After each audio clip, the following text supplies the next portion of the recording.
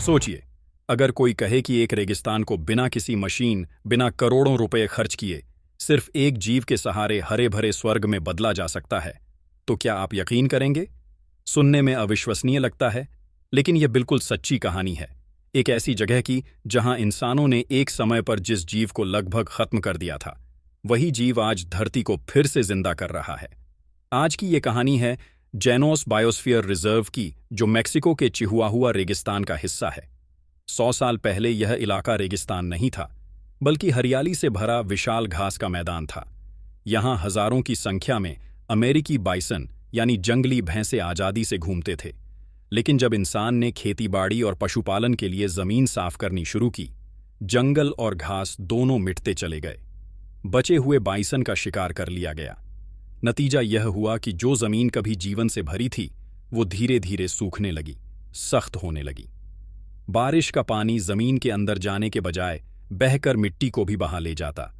धीरे धीरे पूरा इलाका एक मृत, बेजान रेगिस्तान बन गया। पक्षी, कीड़े मकोड़े, छोटे जीव सब गायब हो गए। यह एक मरा हुआ इकोसिस्टम बन गया। प्रकृति के इंजीनियर बाइसन की वापसी वक्त बीतता गया। फिर 2009 में कुछ वैज्ञानिकों और पर्यावरणविदों ने एक बेहद साहसी योजना बनाई। उन्होंने सोचा, अगर इस धरती को बाइसन ने खोया था, तो शायद वहीं इसे वापस भी ला सकते हैं। इसलिए उन्होंने केवल 23 बाइसन को इस इलाके में वापस छोड़ा। शुरू में तो ये संख्या छोटी लग रही थी, लेकिन असली विज्ञान इसके पीछे छिपा था। बाइसन को कीस्टोन स्पीशीज कहा जाता है, यानी ऐसी प्रजाति जिस पर पूरा पारिस्थितिकी तंत्र निर्भर करता है। इन्हें प्रकृति के इंजीनियर भी कहा जाता है, क्योंकि इनके हर कदम से प्रकृति में एक अद्भुत संतुलन बनता है। वैज्ञानिकों को उम्मीद थी कि बाइसन अपनी आदतों से इस बंजर जमीन को फिर से जिंदा कर देंगे, मगर यह आसान नहीं था। उन्हें 10 साल तक इंतजार करना पड़ा। 10 साल का इंतजार, और फिर चमत्कार, वैज्ञानिकों ने बाइसन को खुला छोड़ दिया और बस दूर से उनका निरीक्षण करते रहे। बाइसन धीरे धीरे बढ़ते गए, 23 से बढ़कर 200 से ज्यादा हो गए। वे घूमते रहे, चरते रहे और अनजाने में जमीन पर जीवन का बीज बोते रहे। जब 10 साल बाद वैज्ञानिकों ने सैटेलाइट तस्वीरें और जमीनी सर्वे किए, तो जो नज़ारा दिखा उसने सबको हैरान कर दिया। जो जमीन कभी बेजान थी, वह अब हरे भरे घास के मैदानों में बदल चुकी थी। छोटे छोटे तालाब और जलस्रोत फिर से उभर आए थे। जमीन में नमी लौट आई थी। एक पूरा इकोसिस्टम फिर से जीवित हो गया था। लेकिन यह हुआ कैसे? बाइसन के 3 रहस्य इस चमत्कार के पीछे। बाइसन की 3 अद्भुत आदतें थीं। 1. उनके खुर, हूव्स। बाइसन के भारी शरीर और नुकीले खुर चलते चलते जमीन की ऊपरी परत को हल्का सा तोड़ देते हैं, ठीक वैसे जैसे कोई किसान हल चलाता है। इससे मिट्टी नरम होती है और बारिश का पानी अंदर तक चला जाता है, जिससे भूजल पुनः भरता है। 2. चरने का तरीका। बाइसन घास को जड़ से नहीं उखाड़ते, बल्कि ऊपर से काटते हैं। इससे घास जल्दी फिर से उगाती है और जमीन हमेशा हरियाली से ढकी रहती है। 3. उनका गोबर, डंग। बाइसन का गोबर एक प्राकृतिक खाद है, पोषक तत्वों से भरपूर। इसमें घास के बीज भी होते हैं। जहां जहां बाइसन जाते, वहां नई घास खुद ब खुद उगने लगती। इन तीनों आदतों ने मिलकर रेगिस्तान को फिर से जिंदा बना दिया।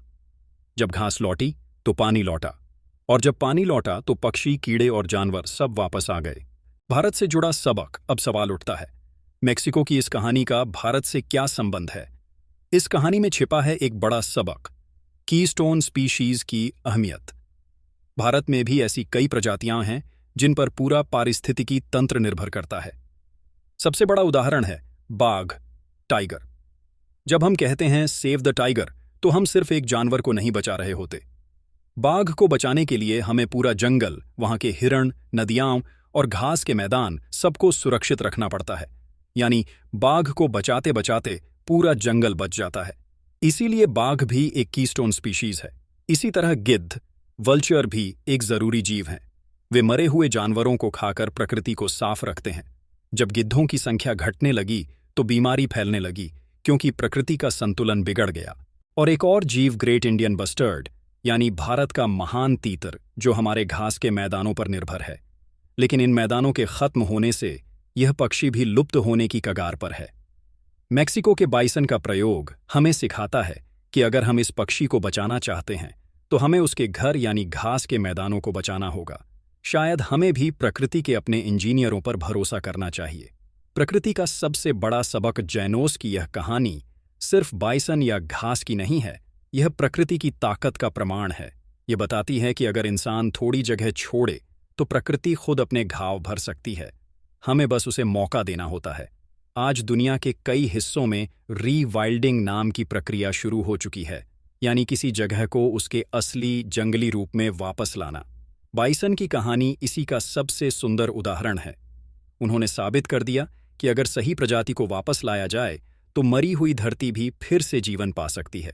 निष्कर्ष तो दोस्तों, ये कहानी है एक सूखे रेगिस्तान, 100 बाइसन और 10 साल की प्रतीक्षा की, पर नतीजा एक हरा भरा स्वर्ग। ये कहानी हमें उम्मीद देती है। ये कहती है कि इंसान ने भले ही प्रकृति को नुकसान पहुंचाया हो, लेकिन सुधार की गुंजाइश अब भी बाकी है। हमें बस प्रकृति की भाषा समझनी है और उस पर विश्वास करना है। हमारे आसपास भी ऐसे कई जीव हैं, पक्षी, तितलियां, कीड़े, जो हमारे पर्यावरण का संतुलन बनाए रखते हैं।